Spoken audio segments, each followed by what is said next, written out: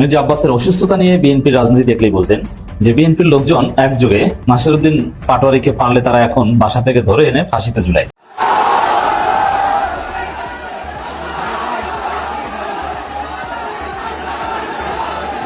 আজ মির্জা আব্বাসের মৃত্যু হওয়াতে নাসিরউদ্দিন পাটোয়ারী গ্রেফতার হয়। বিএনপি এবার অবৈধ খেলা শুরু করে। সিনিয়র নেতা মির্জা আব্বাস সাহেবকে তুলো ধুনো কইরা একেবারে হাসপাতালের বেডে পর্যন্ত শোয়াই দিয়েছে, মৃত্যু সজ্জায় এখন। কিন্তু যে এই কাজটা তাকে মানসিক যন্ত্রণা দিয়ে করছে সেই নাসিরউদ্দিন। আসসালামু আলাইকুম দর্শক, জানিয়ে দেবো এই মাত্র পাওয়া সর্বশেষ গুরুত্বপূর্ণ আপডেট খবর। দর্শক, এতক্ষণ শুনছিলেন সংবাদ শিরোনাম, এবার থাকছে বিস্তারিত। তার আগে ছোট্ট একটা রিকোয়েস্ট করতে চাই, যারা এই ধরনের নিউজ ল্যাব দেখতে ভালোবাসেন দেরি না করে চ্যানেলটি সাবস্ক্রাইব করে বেল আইকনটি অন করে দেবেন। তাহলে কথা লম্বা না করে চলুন ভিডিওটির বিস্তারিত দেখতে থাকি।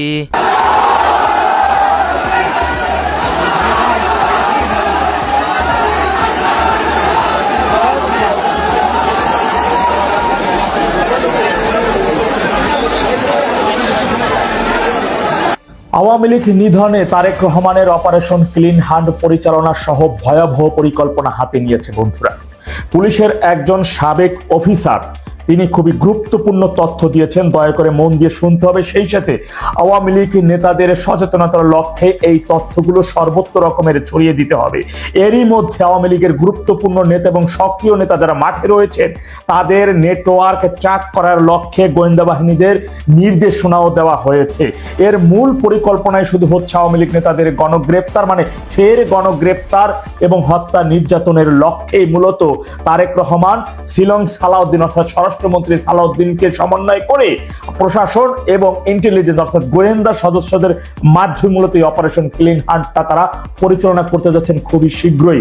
আচ্ছা, গুরুত্বপূর্ণ তথ্যটি একটু আপনাদের মাঝে পড়ে শোনাচ্ছি, একটু মন দিয়ে শুনতে হবে। অবৈধ স্বরাষ্ট্রমন্ত্রী সালাউদ্দিন কয়েক দফা ইন্টেলিজেন্স এজেন্সি এর সাথে আর প্রশাসন এর সাথে বসে একটা জয়েন্ট অপারেশন রান করানোর কথা বলেছে।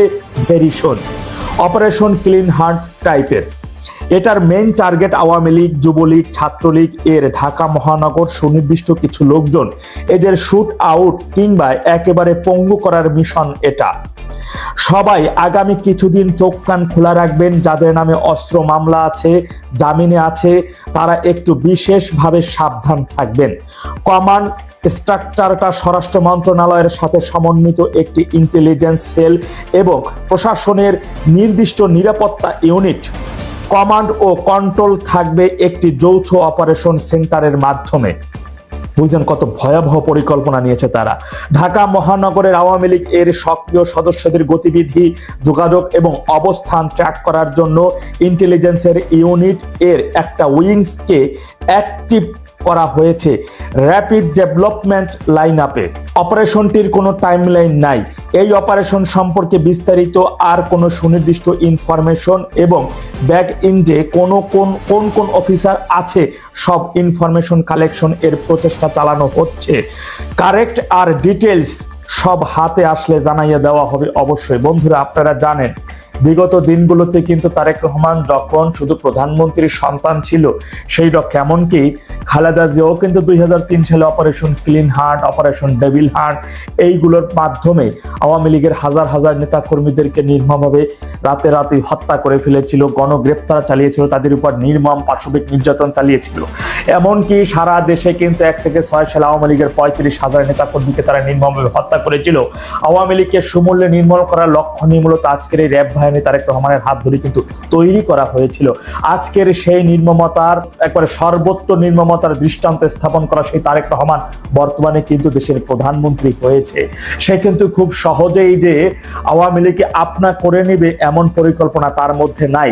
আমাদের স্থান আমাদের সাহসিকতার মাধ্যমেই নিতে হবে, অবস্থান তৈরি করে নিতে হবে, আইন এবং সংবিধান অনুযায়ী আমাদের অধিকার আদায় করতে হবে।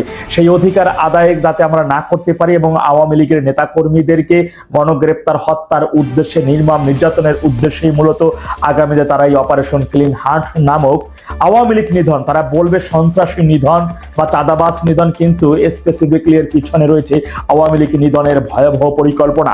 তাই যে সকল নেতা কর্মীর একটু চোখ কান খোলা রাখতে হবে, আপনার লোকেশন যেন ট্র্যাক করতে না পারে সেই বিষয়গুলো সর্বোচ্চ রকমের সাবধানতা অবলম্বন করতে হবে। আমরা সর্বোচ্চ চেষ্টা করতেছি এই অপারেশন পিছনে কোন কোন অফিসারগণেরা দায়িত্বে রয়েছেন বা দায়িত্ব প্রাপ্ত হয়েছেন বা এই অপারেশনগুলো তারা পরিচালনা করছেন। অবশ্যই একটা কথা সবসময় মাথায় রাখবেন, অপারেশন এই সমস্ত অপারেশন করা বা যে অপারেশন আওয়ামী লীগ নিধনে পুলিশ প্রশাসনে নিয়োজিত আছেন যারা, একটা কথা মাথায় রাখবেন, এই দুনিয়া সাইডা কিন্তু আপনি পরকালে হয়ে যাইতে পারলেই আপনি একটা মত মুক্তি, কিন্তু দুনিয়া সাইডা যদি আপনি না যান পৃথিবীর যে প্রান্তে থাকেন না কেন, আজকের আওয়ামী লীগের প্রতিটা কর্মী কিন্তু পুলিশ হত্যার বিচারের বিষয়ে তারা জিরো টলারেন্স নিতে অবস্থান নিয়েছে। সুতরাং সেই জায়গাটা কিন্তু একটু মনে রাখেন। আপনার কিন্তু চাকরি 30 বছর করতে হবে, আজ দিন না দিন কিন্তু আরো দিন আছে। আজকে যদি আপনি অতি উৎসাহী হয়ে তারেক রহমানের নির্দেশে যদি বেশি রমের বেফাস কোনো কিছু করে ফেলেন, তাহলে কিন্তু আল্লাহ ছাড় দেন, ছেড়ে দেন না, তার বিচারও সম্মুখীন হবে। পরিশেষে বলবো, একটু গুরুত্বপূর্ণ তথ্যটি সর্বত্র রকমের ছড়িয়ে দিতেই হবে।